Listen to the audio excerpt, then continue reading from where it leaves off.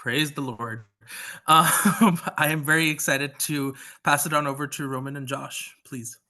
Thank you so much. It is a pleasure to be here with you. I'm going to share my screen for a little bit, and I'll be coming in and out of it. It won't be an entirely presentation format today. We're going to invite you to step into our work, into the middle of what we would think of as a photo voice session. We found that the best way to introduce people to this is through experiencing it. So we'll do a little warm up. We'll talk about how the dialogue will unfold, give you some guidelines, and we're going to break you into two groups. Josh will facilitate one, I'll facilitate another. If more people show up, we're going to lean into Tahil to help do a little facilitation too. And in those groups, you'll spend about 20 minutes using one of your own photographs to tell a story about gratitude or flourishing. But before we get started with that, I'd like to share a little bit about how we're going to get there.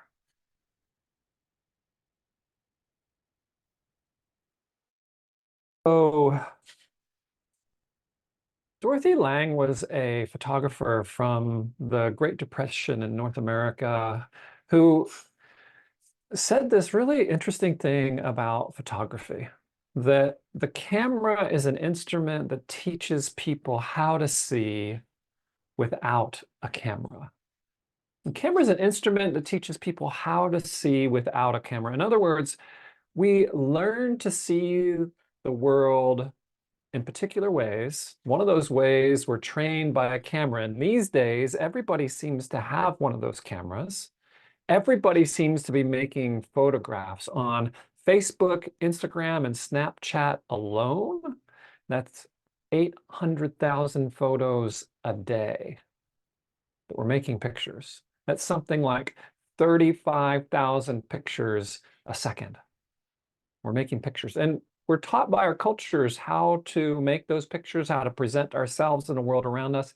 And as we try to pick up what the world wants us to see and present, it shapes our own inner world. And we see our work as, in some ways, interrupting that process and inviting us to turn our cameras not on ourselves, but our experiences and the people and places and objects, activities around us. And today we want to think about this. And what she's suggesting here is that who we are informs how we see. And we like to help people to see deeply, to bridge divides and instigate change. And we do that in four basic ways. We do that through workshops, what you're experiencing. We do that through projects, which I'll talk about a little bit later, but those are longer form engagements. We do that through training, and we do a little bit of research. As we warm up, I want to show you a picture. I'm going to invite you to explore it briefly. And in a minute, I'm going to do a quick go around, and I'd like you just to briefly say who you are, and I'll let you answer that any way you wish, who you are, and what you see in the picture. If this had been a picture of roses in a vase, you could say, I see red roses, or you could say, I see romance. It could be literal, it could be figurative. It's up to you. But it's just a really short answer to just to chime in and to participate for a moment of what you see and who you are. So I'll give you another few seconds to take this photograph in.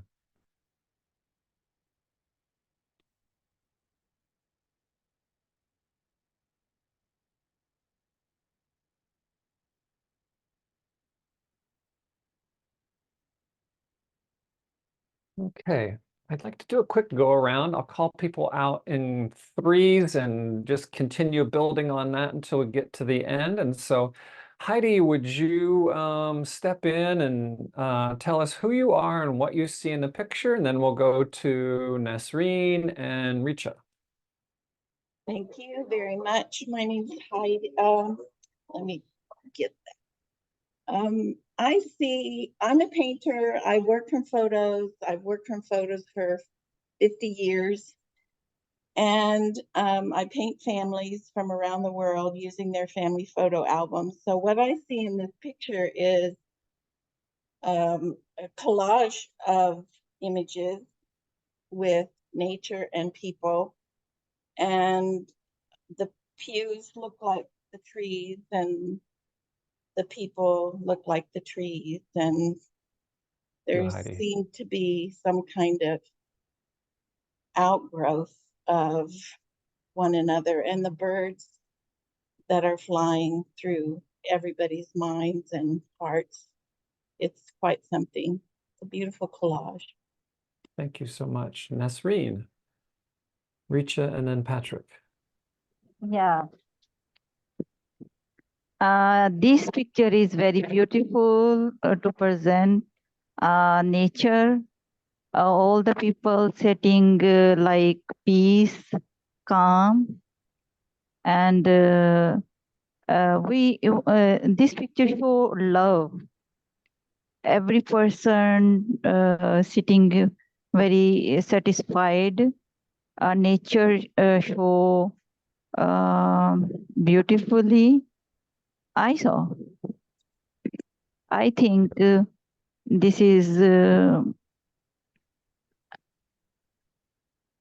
the beauty of nature, I think. Do you want to say just briefly who you are?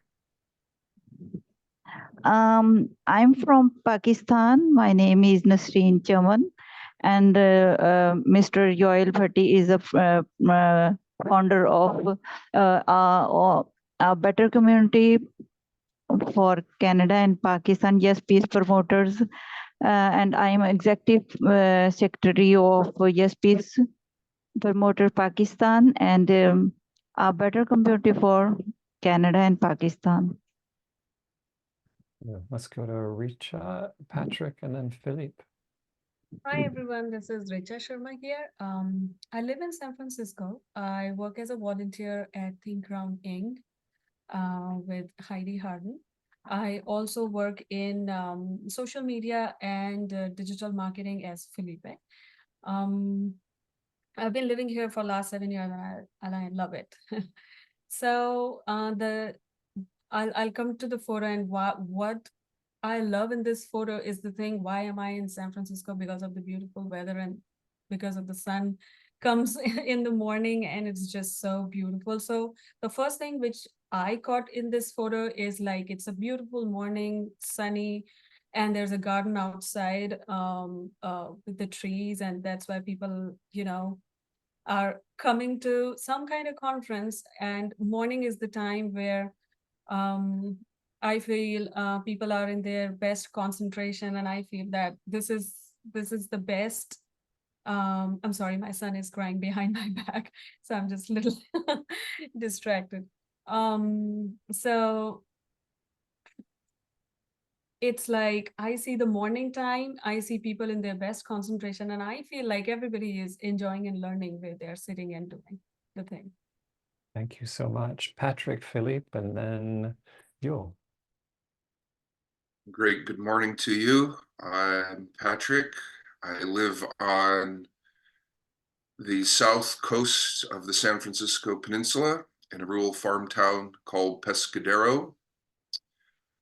Long ago, in the late 20th century, in high school, I took a course in photography, and I moved to Los Angeles to study cinematography and TV production and film school, and eventually studied literature and much of the humanities. So I can be quite abstracted in my art interpretation. Okay, we're going to have to keep you to just another 30 seconds or so. I see a reflection on a window. We're looking through a window to an assembly of diverse people. There's people of different ages. There seems to be people who are wearing ethnic, traditional headwear and such. And we're looking into like an aquarium or a gathering of the humans, and we have the reflection of the beautiful nature, the surrounding scene of the assembly reflected onto the window in which we're looking in and getting a glimpse of all of these beautiful people. There you go. Oh, thank you so much, Patrick. Philippe, and then UL. Okay, so my name is Felipe. I live in Salt Lake City, Utah. I'm originally from Chile. I've been with URI for a little bit, and I love the work of Interfaith. And I'm super grateful for this little panel. What I see is pretty similar to Patrick's, but I'm kind of thinking more about the situation more than what I'm seeing on the picture. And in this case, I feel like it's someone either I think it's someone in a car, because you see at the top of the picture, there's like a difference of coloring. Like it's almost like you're looking through one window, and then you see the next window, which is where the chapel is, and you see all these people. I see the person didn't really stop. Maybe it's moving really slow, or was like a quick picture because of the reflections are kind of like, going a little bit more, what would you call that? Like the little trail of light. And yeah, I can see there's a lot of nature surrounding this chapel, and I wonder I wonder if the person was curious about seeing someone, for example, with like a Muslim person in there, and it looks more like a this is very like, biased of me, stereotypical, but it looks more like a Christian chapel situation with the pews. So maybe they were like curious about seeing a little bit of diversity there. Well, thank you. Yul, you're next. You're muted, my friend.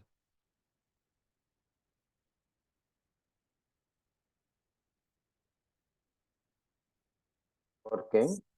There we go. Uh, can you give me a little bit time to set up my computer? Sure, we'll come back around to you. Right, thank you, thank you. Tahil, do you want to say briefly what you see in the picture? Yeah, I certainly see a couple different things. Just sort of immediately, it's sort of like I'm staring at a shelf. And what I mean by that is I'm looking at each person and the kind of book that they are. And the stories might be, you know, found in each of these people. Second, I'm kind of looking at a variety of emotions. In some folks, I see curiosity. In some people, I see, you know, maybe some thinking. And right in the smack dab middle, I see a person who looks bored out of their mind, which kind of comes up in any crowd that you're sitting in. And I also see, I think, what's important is, I think, observation. It's sort of an inception of observation. We are observing people who are observing something. And it's kind of interesting to see it from a perspective that is not your own, of how do we look at the world and how does the world look at us. So that's kind of the perspective that I'm picking up on this. Thank you so much. Yul, we're ready for you if you're ready for us. Something wrong on my side. Okay. Can you see the something wrong. picture? And No, we just love to hear what you see. well, picture is behind you. No, the picture that I'm sharing on I should be able to see it there on your screen. Because something happened. Picture of people in an auditorium. I don't know what's happening. Sorry. No problem, UL Sub. I think for the sake of time, it may be best to just move forward. Great. Okay. Move forward. Yeah. Please. Great. Thank you. Sorry. We'll be sure to loop you in.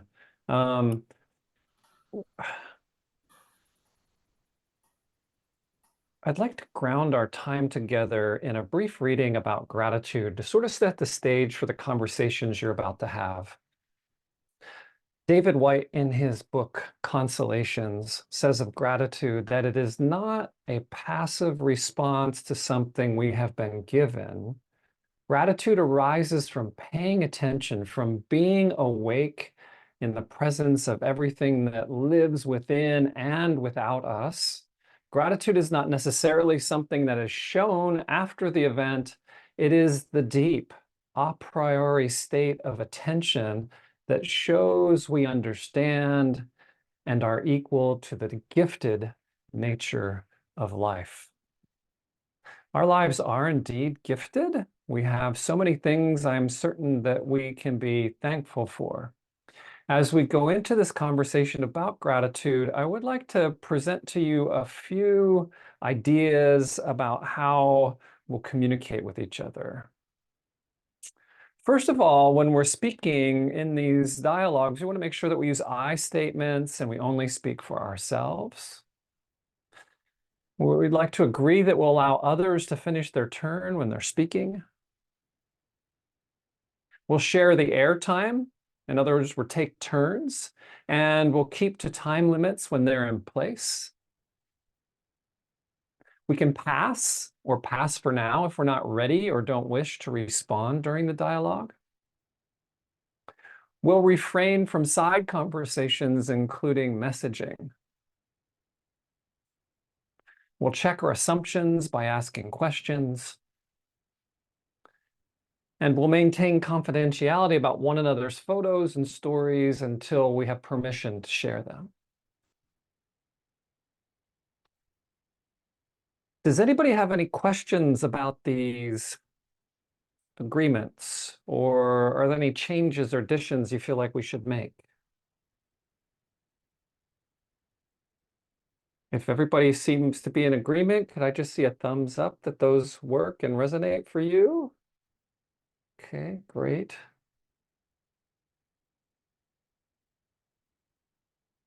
Now about our dialogue. We're going to focus in on how you experience or express gratitude and how that gratitude is related to your practices, beliefs, values. So I'd invite you to pull out your smartphone or on your computer someplace and get into your camera roll and find a photograph that you can use to briefly tell a story about gratitude. This might be a sunset, it might be a new family member, it might be a present, it could be any number of things, but I'd like you to find a photo that you can share.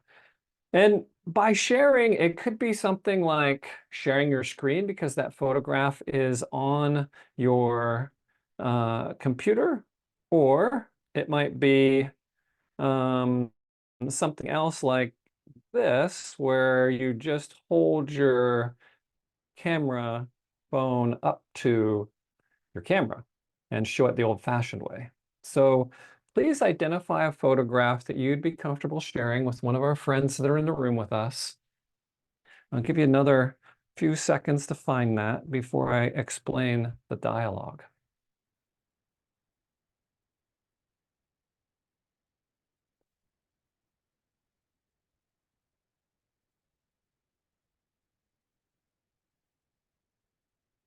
Does everyone have a picture they can use? See some shaking of heads. Yeah, okay, great. A thumbs up, awesome. Okay, let me tell you how we're going to use those photographs. Up in the top right, you'll see sort of the order that will go for each person. We're going to put you into small groups of, let's see, 3 people, is that right? 1, 2, 3, 4, 5, 6, yep. 2 groups of 3. And Josh will be leading one group, I'll be leading the other. And when it's your turn, you'll have 2 minutes, and we're going to enforce this fairly strictly because of time. 2 minutes to tell the story behind that photo that you're sharing. Everybody else will sit quietly and listen. Once you're done, you'll sit quietly while the other 2 people in your group ask a couple of questions. The trick there is not to jump in right away when the first question comes out. Let all the questions come out. And then after those questions are asked, you'll have a chance to respond in whatever way you think is appropriate. This will give us 6 minutes per person, about 20 minutes of dialogue. And then we'll reconvene for a time of Q&A and try to knit some of these experiences back together. Are there any questions about what we'll be doing? All right, I suspect, Tahil, you've had a chance in the background to create a couple of breakout rooms for us. I think you and Josh have been messaging. Yes. And just to confirm that I can pause the recording now for that? Yep, now's the time to pause the recording. Great.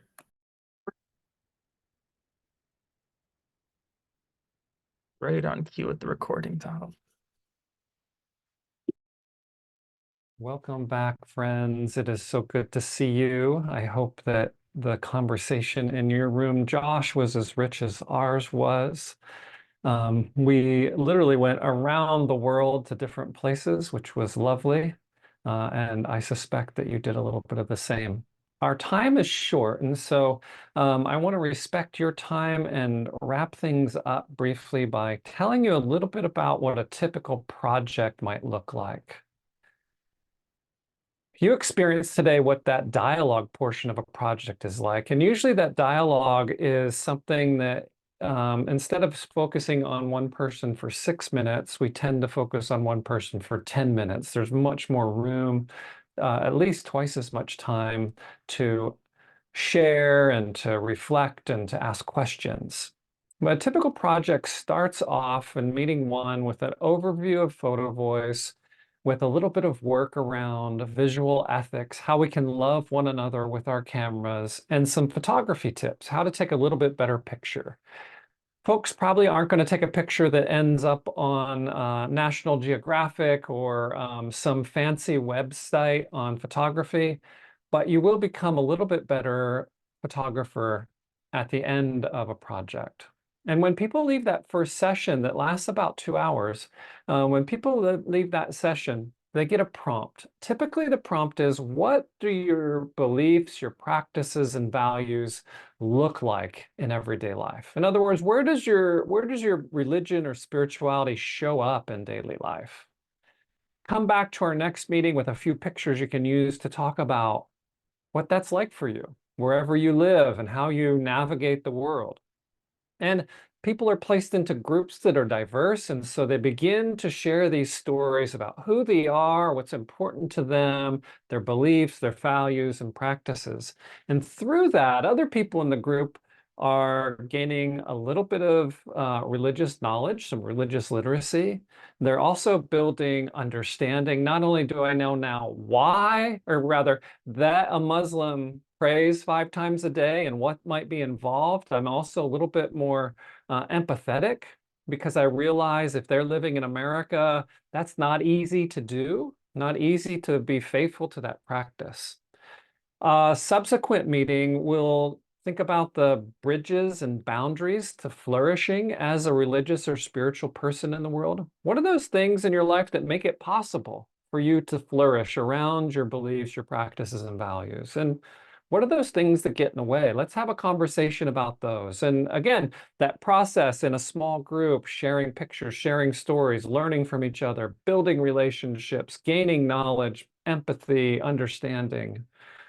At the end of that, people are oftentimes struck with the depth of the challenge or the things that get in people's way and want to start removing those barriers. And so we send them back out in the world with a time machine. We ask them to get into a time machine and imagine what a better world looks like in the future. What kind of picture would you make of a better world? What does that look like? Maybe that's not possible, and you have to find something like a flower that's blossoming to talk about the kind of flourishing that you hope to see in the world. But the subsequent conversation is about change. It's about what you would like to see reinforced in terms of bridges to flourishing and barriers that you'd like to see removed. In the 5th and final meeting, we work together to select photographs that can go into an art exhibition.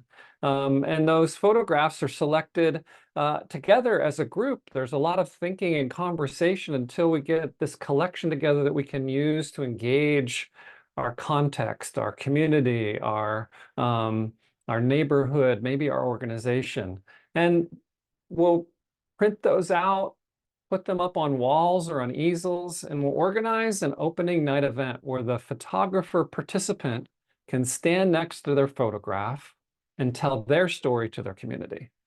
And through this process, we're empowering people with visual storytelling skills, with a platform to speak, and drawing in an audience then that needs to hear those stories. Well, unfortunately, that's all the time we have. We need to wrap up. We're happy to stick around if folks want to have a brief conversation, and Tahil can certainly point you towards us. We'd love to partner with you, whether on a large scale or on a local level, to consider either a project or going through our training that we'll be having this fall to learn how to do your own photo voice project. Thank you so much, Roman, and thanks so much, Josh, for your time. I really wanted to make sure people got just a taste of the work that you do. I think this will definitely encourage and invite people to work with you all. I've made sure to put your emails and your website in the chat so that people just immediately see it and can access it, and can contact you, separately out of this space. And thank you, Heidi, of course, for putting your information about the work that you do with Richa at Think Round. We want this to be a space for people to learn from one another, but also to promote collaboration in the space. So let's be sure to do that. And yeah, thank you so much again. Let me stop the recording now.